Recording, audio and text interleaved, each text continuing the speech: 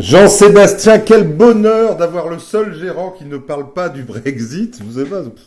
Et alors moi aujourd'hui j'avais envie de vous parler encore, j'allais dire, mais le sujet d'Amazon qui va me vendre toute mon alimentation et j'ai trouvé ça génial en 1 heure dans Paris, c'est fou. Ben oui, c'est un nouveau service, encore une fois. Amazon innove pour servir le client. Et après avoir testé ce service dans quelques villes aux États-Unis, il le développe aujourd'hui dans plusieurs autres villes, dont Paris. Et donc ce service Amazon Premium qui vous permet de commander n'importe quoi et d'être livré en 1 heure. N'importe quoi en 1 heure. Vous avez vu la maire de Paris, elle n'était pas contente, hein. Oui, alors c'est une réaction politique comme d'autres et qui sont difficiles à comprendre. Sur le fond, je trouve que c'est plutôt une bonne idée de pouvoir commander des Ah choses mais et c'est de les faire énorme. livrer en 1 heure. Non seulement ça va permettre le développement de plateformes logistiques comme celles qui s'ouvrent Mhm. dans le 18e arrondissement, ça va faire travailler évidemment des gens pour la livraison. Et avant de détruire tous les emplois des magasins en centre-ville comme le craint Madame Hidalgo, ça va plutôt créer des emplois. Mais est-ce que c'est pas le début de la fin de la grande distrib, notamment parce que le petit commerçant du coin on aura toujours plaisir à aller lui acheter 2, 3 trucs et souvent lui acheter les choses en plus. Mais c'est un changement complet d'écosystème et on se demande où ils vont s'arrêter, non? Oui, ils n'ont pas de raison de s'arrêter. Aujourd'hui, Amazon fait un peu plus de 100 milliards de dollars de chiffre d'affaires. Il est probable que la société dépassera les 500 milliards de dollars de chiffre d'affaires d'ici quelques années.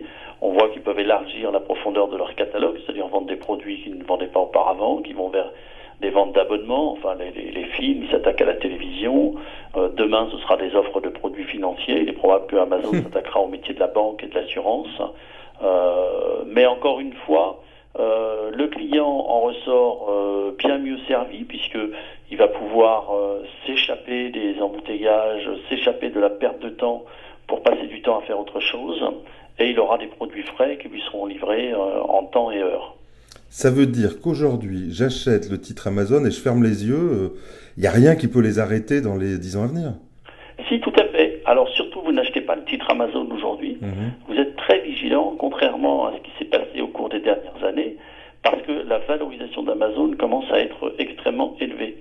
Et donc une valorisation élevée, comme nous l'avons dit et répété en nous appuyant sur des études nombreuses, une valorisation élevée détruit la satisfaction client. Et c'est Pourquoi? c'est quoi élevé, pourquoi vous me dites c'est élevé?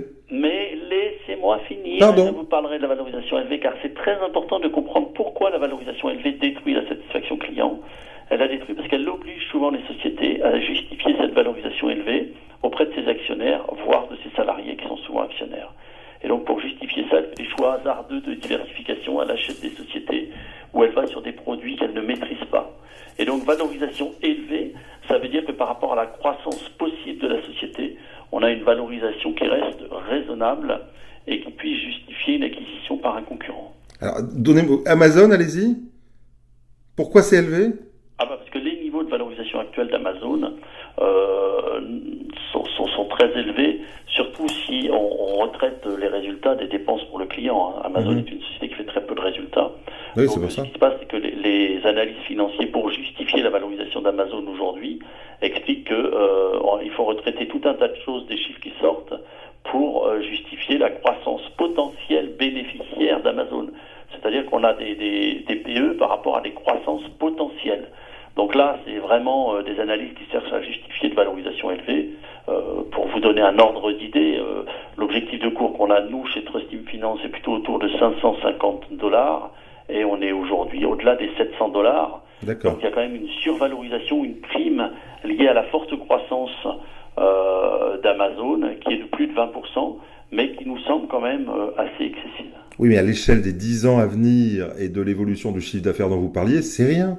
Il ne faudrait pas que cette survalorisation pousse Amazon D'accord. à aller vers des sentiers escarpés et difficiles, parce que du coup les choses s'inverseraient assez rapidement, c'est-à-dire que si on commence à détruire de la satisfaction client, les clients se détournent de vos produits et services, donc votre chiffre d'affaires baisse, et du coup vous vous retrouvez dans une situation difficile, surtout si vous faisiez de la croissance avant, vous vous retrouvez à faire de la décroissance et ça devient difficile à gérer. D'accord. Donc ça veut dire qu'aujourd'hui, vous n'achetez plus d'Amazon, là.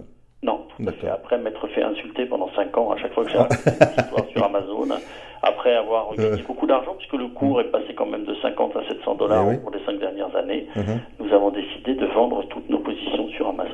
Mon Dieu, bah écoutez, décidément, vous ne faites jamais ce que veulent les gens. Jean-Sébastien, eh bien nous parlerons du futur Amazon la semaine prochaine.